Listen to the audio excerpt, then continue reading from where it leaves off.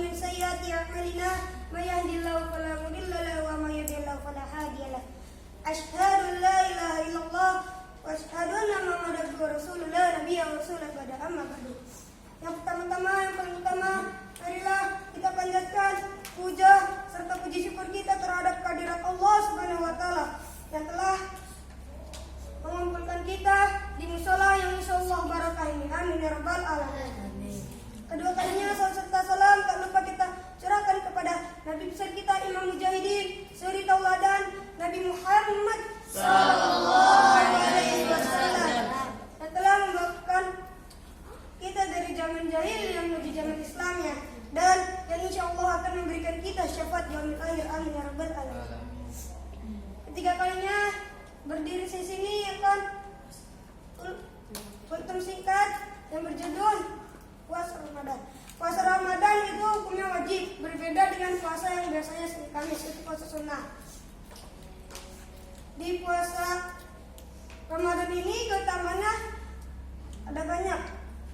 Tapi setelah itu yang pertama, pintu-pintu surga dibuka.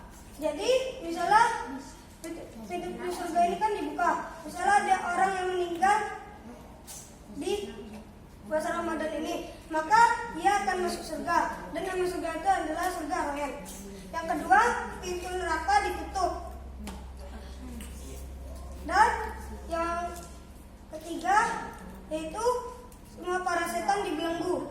Jadi karena setan itu dibelenggu, jadi tidak ada yang bisa menggodai orang-orang yang berpuasa Ramadan karena setan-setan itu sudah dibelenggu. Tapi kalau misalnya ada yang batal di puasa Ramadan, itu dirinya yang udah jadi setan, bukan orang yang udah digoda lagi.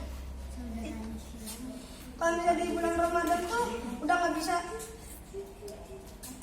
batal karena setan-setan sudah dibelenggu. Tapi kalau misalnya di puasa sunnah tuh masih ada celah, masih bisa batal karena setan tidak dibelenggu. Alapat itu malam Lailatul Qadar. Malam Lailatul Qadar itu adalah malam yang dimulai dari 1000 bulan.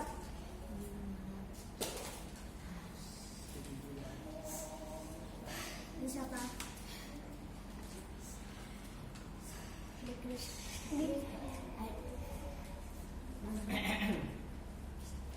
Di puasa Ramadan kita harus memperbanyak amal-amal sunnah seperti membaca Quran, berzikir, dan amal-amal yang lain agar kita diberi rahmat dan dapat ridho dari Allah Subhanahu wa taala.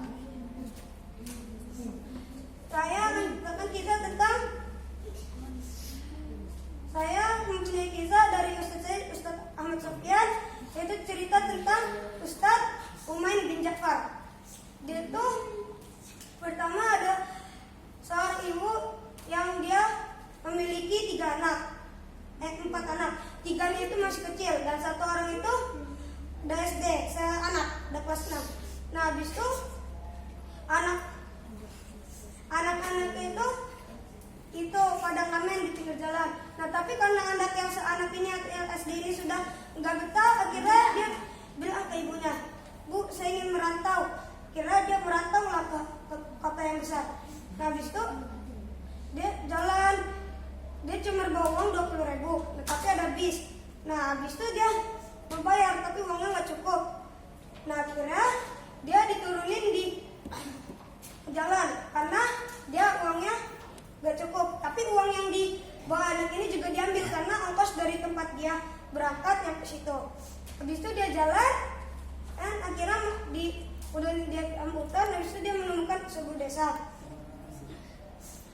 Karena itu udah sore, udah mulai maghrib, akhirnya si anak kecil ini menginap di desa itu dan akhirnya ditolong oleh bapak-bapak. Setelah waktu besok pagi mau pergi lagi, dia minta uang ke bapak-bapak itu, tapi cuma dikasih 40.000.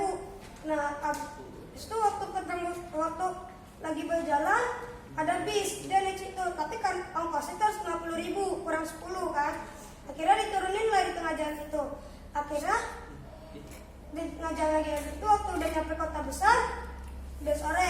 Nah dia mengajar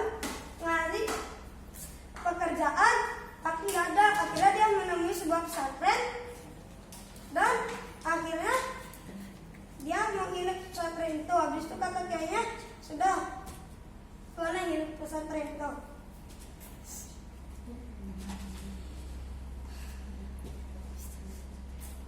Habis itu, tapi di situ dia membantu dan bekerja dan dia diberi upah. Akhirnya setelah dia sudah sukses dan kaya dari pondok itu, akhirnya dia mempunyai pesantren.